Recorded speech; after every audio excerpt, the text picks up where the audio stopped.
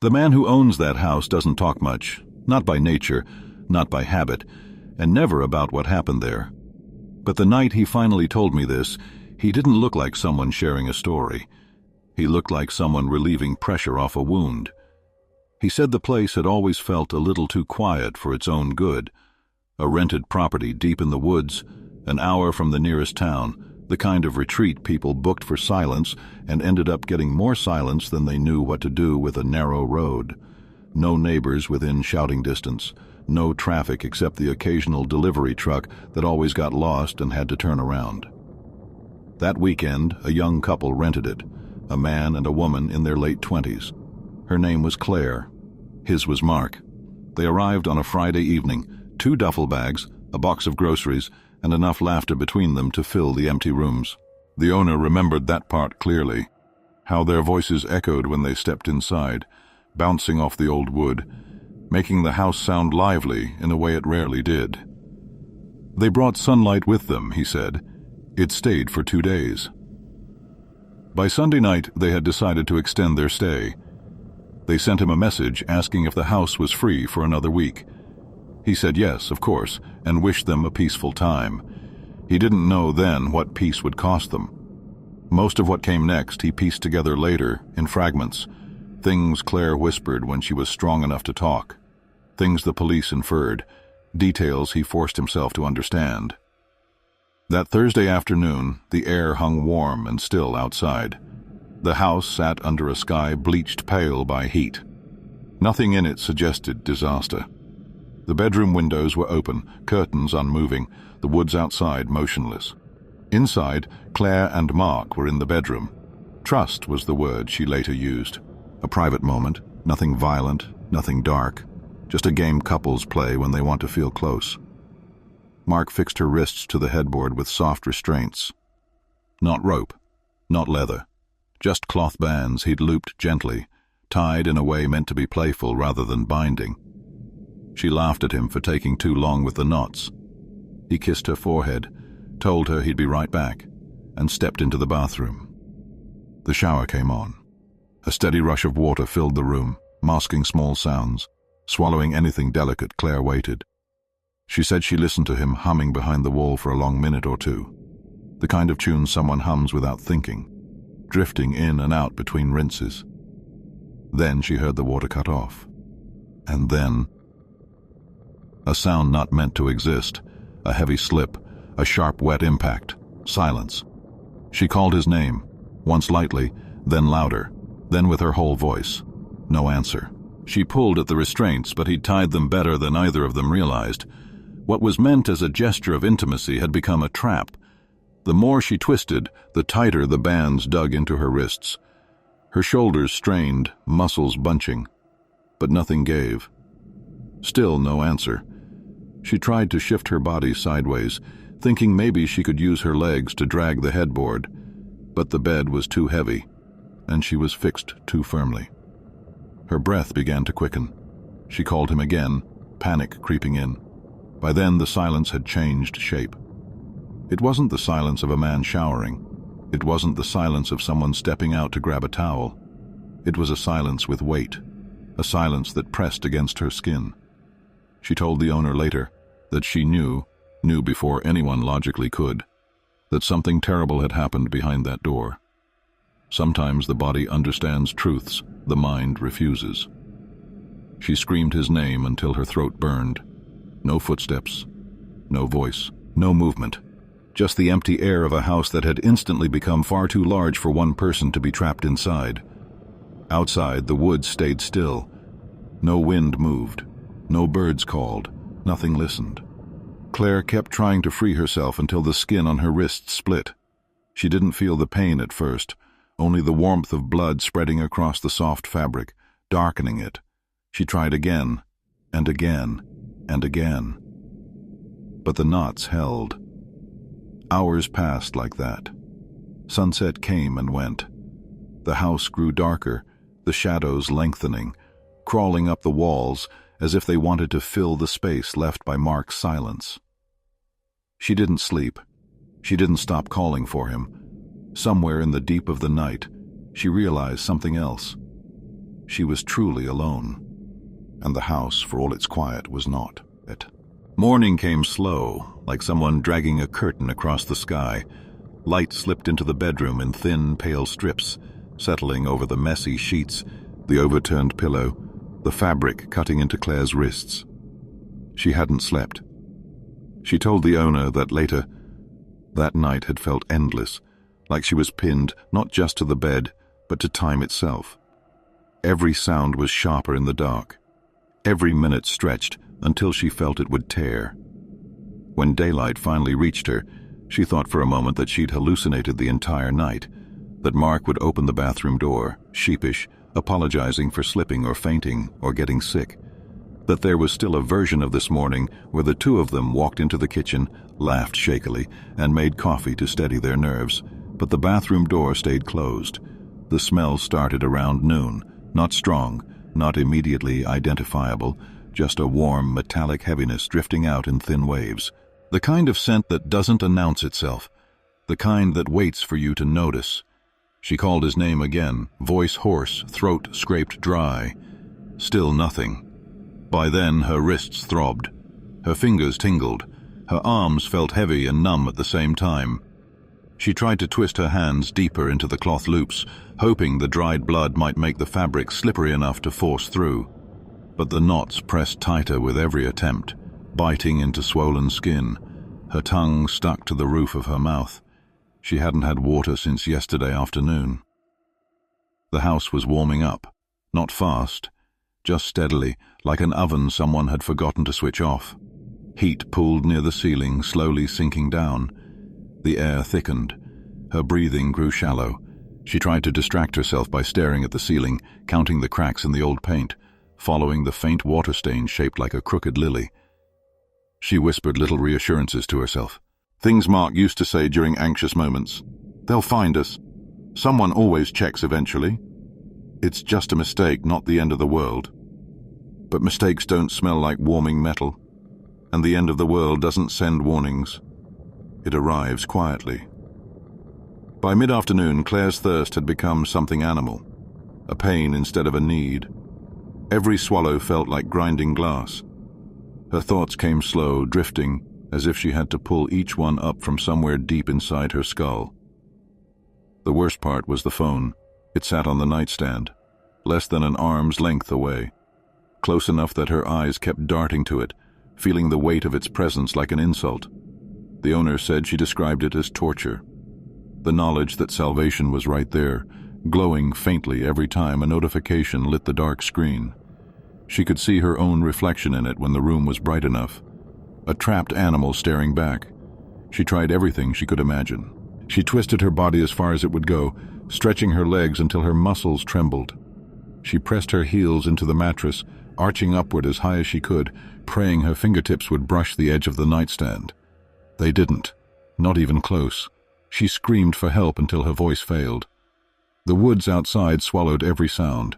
By evening, the smell from the bathroom had deepened. Still faint, still distant, but there. She closed her eyes, but closing them didn't help. The scent lived in the air, sliding into the corners of the room, into her lungs, into her thoughts. It carried the heaviness of something irreversible, something already past saving. Just after sunset, the first noise came. Soft, dry. A delicate scrape across Wood Claire's eyes flew open. She held her breath. Another sound followed, a tiny tapping so light it might have been imagined. But she heard it again closer. She turned her head toward the open bedroom door. The hallway beyond was dim, fading into deeper shadow where the house's old wiring left pockets of darkness untouched by the weak ceiling light. A shift of weight. A brief scuttle. Her pulse kicked painfully against her ribs. She listened harder. The house held its breath with her. For a moment, silence. Then, a faint squeak. Tiny. Alive. Her breath trembled out of her in a thin line. She didn't know what it was. Not then. Not yet. But instinct recognized hunger even when the mind couldn't. The noise stopped. Minutes stretched. She stared at the doorway until her eyes watered. When nothing moved, she let her head fall back against the pillow. She tried to steady her breathing, tried to believe it was nothing more than the house settling. But the quiet had changed. It wasn't empty anymore. It listened. As night took the room again, the heat settled low and suffocating. Claire drifted in and out of brief, broken half-sleeps, jolting awake each time the bed creaked or the wind shifted outside. Her tongue was so dry she couldn't swallow. Her lips cracked whenever she whispered. Her arms felt twice their weight. She tried again to call Mark's name, not expecting anything, just needing to fill the silence with something human. Her voice came out as a rasp, barely a sound at all. Hours passed. Sweat gathered at her temples. Her hair stuck to her neck. Then the noise returned. The same soft tapping, the same tiny scuttle. But this time, it didn't come from the hallway. It came from under the bed. A chill spread through her limbs, slow and icy, sinking deeper than fear. She closed her eyes, willing the sound away. It didn't go. It grew bolder, scraping gently against the wooden slats beneath her. Something alive, exploring, learning her shape in the dark. She whispered, "Please, don't." To what or who she didn't know. No answer came. Just that patient, curious noise. The owner told me her voice shook when she said this part, because that was when she realized the house wasn't empty, and night was only the beginning. Night settled over the old rental house with a heavy, airless finality, as though the darkness itself had weight. Inside the bedroom, the narrow lamp on the nightstand cast a small, circular glow that barely reached the bottom edge of the mattress. Beyond that circle, everything else dissolved into deep shadow. The corners of the room, the dresser near the window, the open doorway leading toward the bathroom. The woman lay stretched across the bed, her arms secured to the wooden posts with fabric ties her partner had fastened only hours before. At the time, it had seemed harmless, a playful gesture inside a quiet house in the woods. Now the restraints had become something else entirely. Immovable, unyielding, a barrier between life and the ability to protect herself. The air in the room had begun to change. It carried a warmth that didn't belong to nighttime. A stale thickness clung to the walls, pressing into her skin. She shifted, or tried to, but every movement pulled against the fabric and sent a dull burn down her arms to her wrists. She inhaled slowly. Even breathing hurt now, her throat scraped dry, her mouth sticky and cracked. She had gone too long without water, too long without food, too long with fear sitting inside her like a stone. From the bathroom, faint sounds drifted into the bedroom, not loud enough to identify. Not yet. A soft, irregular tapping. Then a short, abrupt rustle. Then, silence again. She closed her eyes against the noise, but closing her eyes only amplified what her ears were forced to interpret. Her mind picked at every sound, turning each into something threatening. The smell had worsened. It rolled out from beneath the half-open bathroom door, subtle but steady, like warm air thickened with something metallic and sweet. A smell her body recognized before her mind formed the thought. A smell of something beginning to transform, to break down. The scent hit the back of her throat, coating it. She tried to swallow and felt only pain. She called his name once, weakly. Her voice barely carried across the room. The sunlight earlier had been harsh, but it had at least been light. The night gave nothing back. No comfort, no warmth, no clarity. Only the sensation of being watched by the dark spaces around her. Her breathing hitched. She blinked rapidly to stay awake. Fatigue was no longer just exhaustion, it was a threat. A dangerous, creeping thing that made her limbs heavy and her thoughts slow. Something moved. A soft, quick shift of weight against the bathroom tile. Her eyes snapped to the doorway. Silence. Her heartbeat climbed into her jaw, pulsing there in uneven bursts. She stared at the dark slit of the half-open door, unable to look away. Her imagination tried to give the shadow shape, tried to convince her that something was standing just inside the darkness, waiting. She knew her mind was capable of creating horrors when left without answers, but something about the stillness on the other end of the doorway felt too deliberate to be imagined. Then, again, another sound. A tiny one. A short, high-pitched squeak. Her breath stuttered. The noise was unmistakable, but her mind refused to accept it. She had grown up in cities where rats hid in alleys or behind dumpsters. Here, in the woods, rodents were supposed to stay outside, in the trees, in the underbrush, away from homes. But the sound had come from inside the bathroom, inside the house, inside her world. She tensed her legs, instinctively pulling them closer. The restraints held her upper body in place, but her lower half could still move. She pressed her heels against the mattress, drawing her knees upward as far as she could manage. Every muscle in her body went rigid. She listened for any follow-up noise. None came. Minutes dragged. The lamp hummed faintly, a soft electrical buzz that seemed louder in the silence.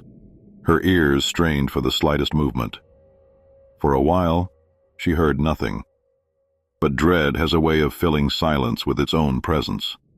Soon even the stillness weighed on her lungs. Then the pattern changed. A slow scrape. Wood, not tile. Her blood ran cold. The sound hadn't come from the bathroom this time. It came from the space beneath the bed. She held her breath, kept her eyes fixed on the floor near the foot of the mattress. More scraping. Then a soft bump. Then another squeak. Closer now. Curious. Testing panic rose inside her like boiling water. She pressed her knees upward again, feet braced against the mattress, body shaking with effort. A shadow moved near the dresser. She couldn't see clearly enough to identify it, but she knew something was down there. Something alive. Something small. Something searching. She whispered, "Go away." But the words broke apart in her dry throat. The smell from the bathroom thickened, warming with the air of the enclosed house.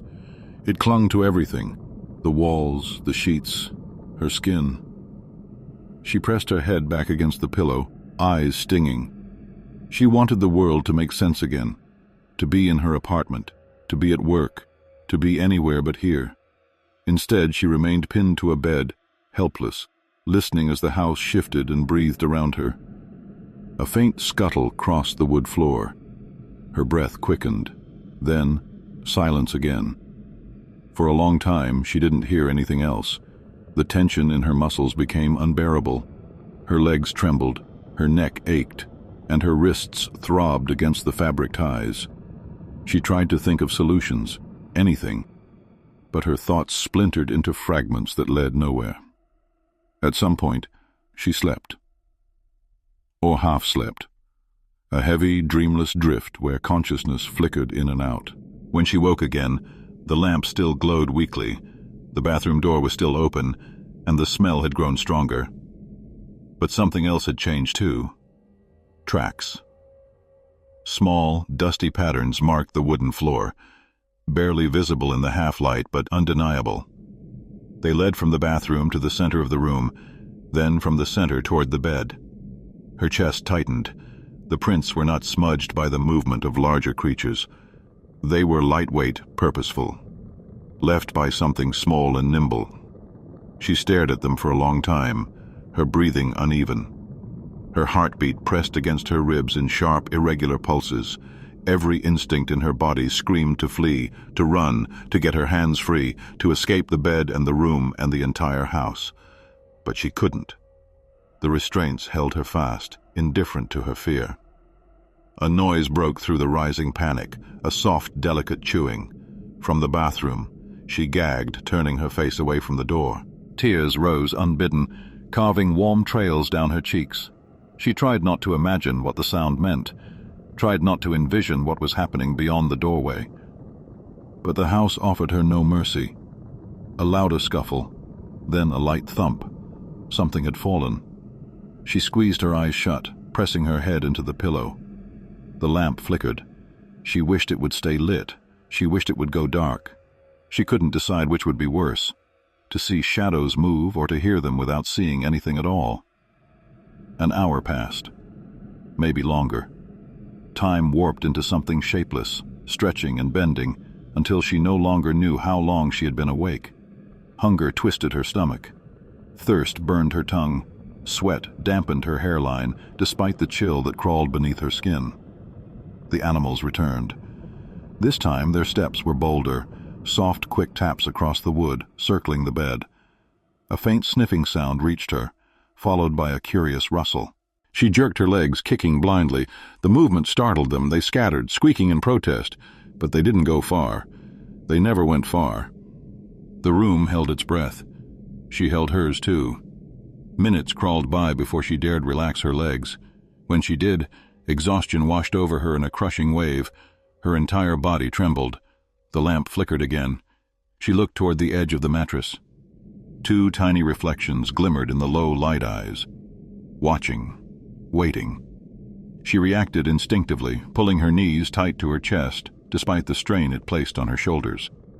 The creature retreated a few inches, but did not disappear entirely. Instead, it paced along the side of the bed, its claws tapping lightly against the wood frame. Its small body shifted in and out of shadow with predatory patience. The woman's breathing fractured. She whispered, voice raw, "Please, not me." But the creature didn't understand language. It understood scent, hunger, weakness. It climbed. Her scream tore through the room as she jerked violently, heels slamming into the mattress. The creature lost its grip and fell back to the floor, retreating with an irritated squeak. But its boldness had crossed a threshold. It had tested her once. It would test her again. Hours later, the house grew impossibly still, a heavy quiet that felt unnatural, like something waiting. She lay trembling, eyes wide and unblinking. Then, just as exhaustion threatened to swallow her whole, another faint sound rose from the darkness. Not chewing, not scratching. The soft patter of multiple claws. Approaching. Organized. Confident. Her legs twitched weakly. Her breath hitched. The creatures no longer wandered. They hunted, and she had nowhere left to run. By the fourth day, the house had changed its nature. What had once been a rental getaway now felt like a sealed container. Air thickening, walls tightening, silence bending toward something predatory. No one inside it was meant to be there anymore, least of all the woman tied to the bed, whose body had begun to move with the slow, clumsy weakness of someone fading by inches. The man in the bathroom remained exactly where he had fallen. His presence was no longer a presence at all, only a source of the smell that clung to the hallway and deepened with every passing hour. She could see only the edge of the tiled floor from where she lay, but she no longer needed to see his body to feel it. The odor told its own story, unfolding layer by layer, slow and inescapable. Her thirst had become something alive, an animal clawing from inside her throat. Every swallow scraped. Every breath felt lined with dust. Her tongue lay heavy in her mouth, too dry to form anything as hopeful as a scream. Hunger gnawed at her too, but thirst won every battle. It rewrote her thoughts, drained her strength, stole her sense of time. Morning and afternoon blurred into one long, feverish ache. But the worst part, the part her mind kept circling with frantic dread, was the sound. The house had grown louder. At first it was small things, the faint whisper of movement beneath the floorboards, like something brushing through insulation. Then soft thumps, subtle drag lines, the quiet scrape of claws too tiny to belong to anything comforting. By the end of the third night they were no longer subtle, and by the fourth day they had grown bold enough to cross the threshold of the bedroom. She saw their work before she saw them. On the floor near the bathroom door, something had shifted overnight, a faint disturbance in the thin film of dust. A cluster of tiny, dark pellets she recognized instantly, even through her fogged exhaustion. And worse, a smear on the tile she had not noticed before, small but undeniable, evidence of where their attention had been drawn. Her breath hitched. A sound escaped her throat. Not quite a sob, not quite a groan. Just fear distilled into something wordless. She twisted her wrists again, trying to ignore how the restraints burned. The fabric had soaked through in places with her sweat and blood, and the knots, good knots, careful knots tied during a moment of thoughtless play, refused to budge. She tried to use her body weight, tried to pull at the corners of the bed frame, tried to angle her arm just right, but every attempt ended in the same futile resistance. Nothing loosened. The house remained still for several hours, as if waiting for her efforts to drain her completely. Then, when the sun dipped behind the tree line and the room dimmed into a murky orange, the noises returned. It started with a shuffle, a tiny one, near the dresser, then another, closer. She turned her head toward the sound, breathing fast through her nose. A shadow darted from the dresser to beneath the bed, a flicker of movement so quick she barely processed it. Then a second, then a third. Her legs curled instinctively, the only instinct left to her that still obeyed. Silence. A long, thick silence that felt worse than the noises. Her pulse hammered in her ears.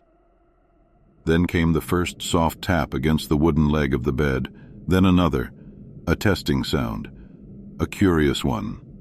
Her breath caught. Something small climbed the blanket near her ankle, lightweight, tentative claws. She jerked her leg hard, and whatever it was fell away. It squeaked, startled, then scurried back under the bed where tiny bodies rustled and rearranged themselves. She whispered something, maybe a prayer, maybe a plea, she didn't know. It came out broken and sand-dry. Darkness settled again. The noises grew worse as the temperature dropped. Rats preferred the night. They were patient creatures. They waited for quiet, for stillness, for vulnerability. And now the house offered them all three. She heard them reorganizing beneath her, heard tiny feet racing back and forth across the wood, heard the faint scrape of teeth on something softer than wood, something that made her flinch, even though she knew it wasn't her. Not yet. Hours passed. The sounds continued. Sometime deep into the night, time no longer measurable except by dread, she felt something brush her hairline. A feather-light touch. Then another. Her eyes flew open so fast the room blurred. A small silhouette sat near the top corner of the mattress. It sniffed the air, whiskers trembling. Another climbed up beside it, claws clicking lightly on the fabric. She kicked upward with her knee, the only defense she had left. They retreated, but only by inches. They had learned her limits. They knew she could not swat. They knew she could not reach them. They knew she was weakening. Oh no. The next time they approached, it wasn't from the foot of the bed. It was from above. She heard the faintest scuffle on the headboard, then the creak of wood shifting under a tiny weight. Her breathing became ragged. She tried to shrink into the mattress, but the restraints anchored her helplessly. A soft pad of feet moved toward her scalp. Her heart pounded. Her chest shook. Her eyes stung with sweat and tears. Then a sharp pinch burst along her temple. She gasped, too weak to scream, too shocked to cry out properly. Her body convulsed against the restraints, but the movement only scraped her wrists raw. The creature darted away, squeaking sharply, annoyed more than frightened. Her pulse crashed through her like a wave. Seconds later, another one crept forward, then another. Her legs kicked wildly, but her body felt disconnected from her panic, slow, trembling, clumsy. The rats scattered, regrouped, returned over and over. Testing, learning. Slash! She closed her eyes and sobbed. Small, dry sounds that did nothing to ease the pain or the terror.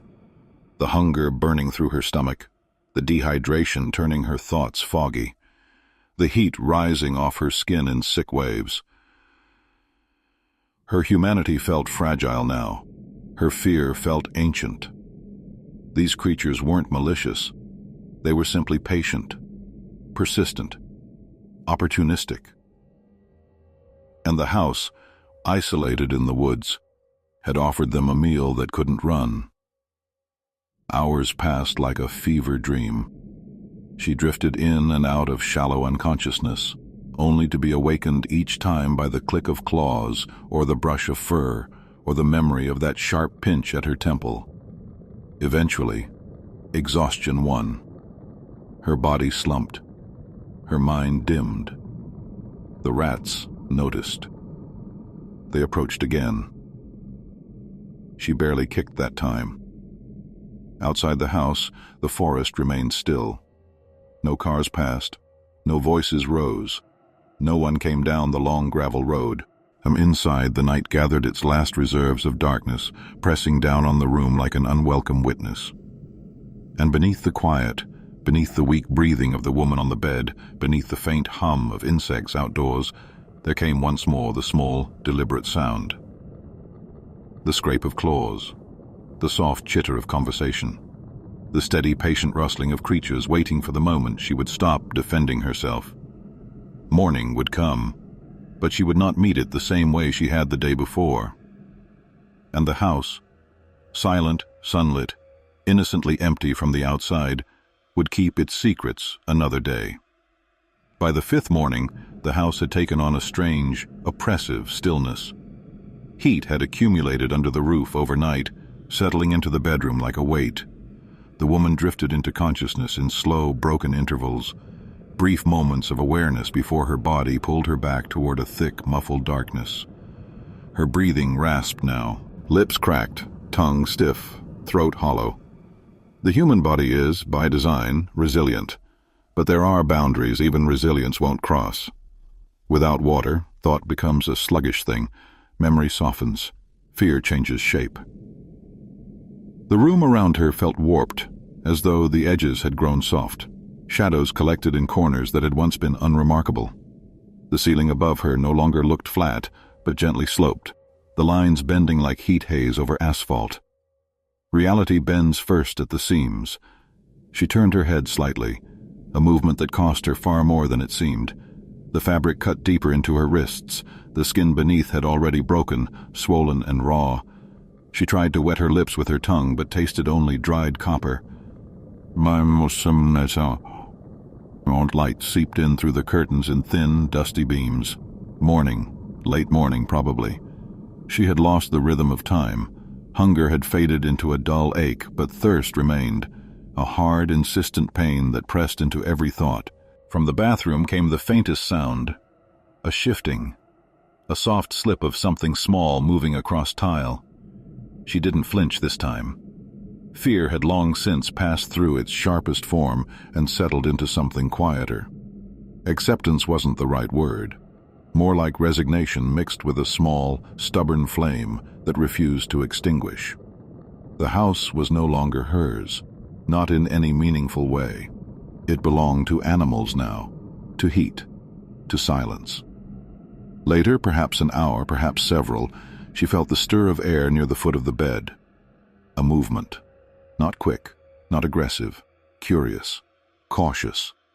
One of them had appeared again. It approached with the slow confidence of something that knew the rules had changed. It did not need surprise anymore. It no longer feared her. Hunger had made it bold. The small shape paused beside her ankle. She felt whiskers brush against her skin. She lifted her leg weakly, enough to startle it back into the shadows, but not enough to send it fleeing entirely. Her strength was almost gone. The rest of that day blurred. She drifted in and out of shallow dreams, images flickering like old film. Emily laughing on a porch, the smell of coffee, sunlight on leaves. Places she had been once.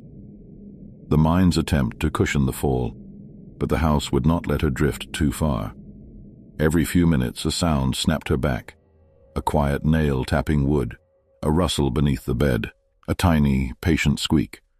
Dusk crawled in like a slow tide. The sky outside dimmed to a thick violet. The bedroom grew darker, shapes merging into one another. The line between the living and the still began to blur. By the time night fully settled, the temperature dropped just enough for the room to feel cold against her feverish skin.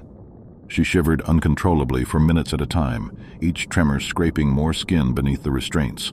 Then came the chorus, soft at first.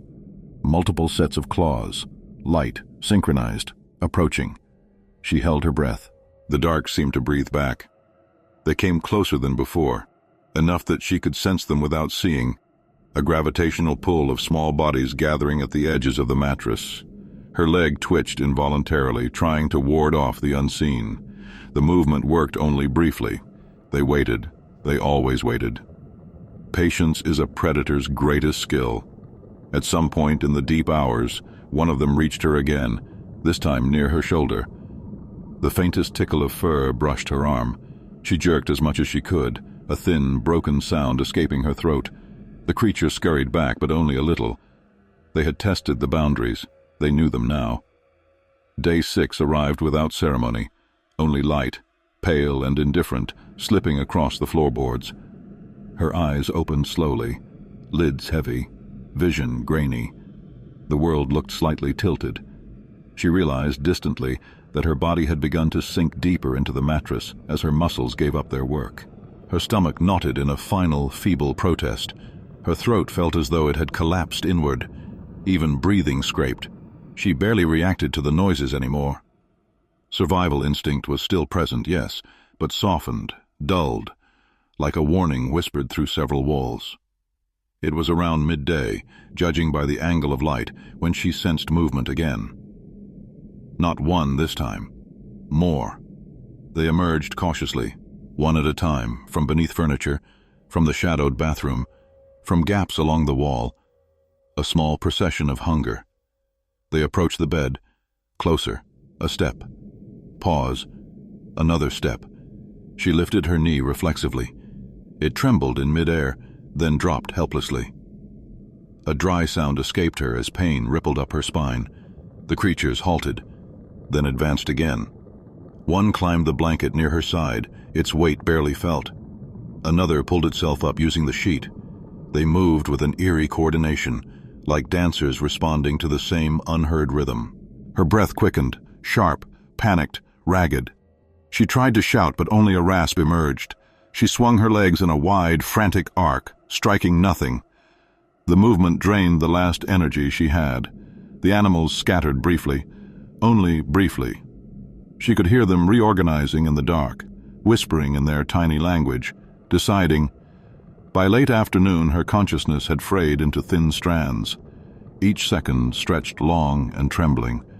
Her body felt like something separate, something she was only loosely tethered to.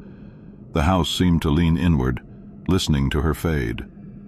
That night, the 6th, was the quietest of them all, not because the creatures had left, but because they no longer needed to hurry.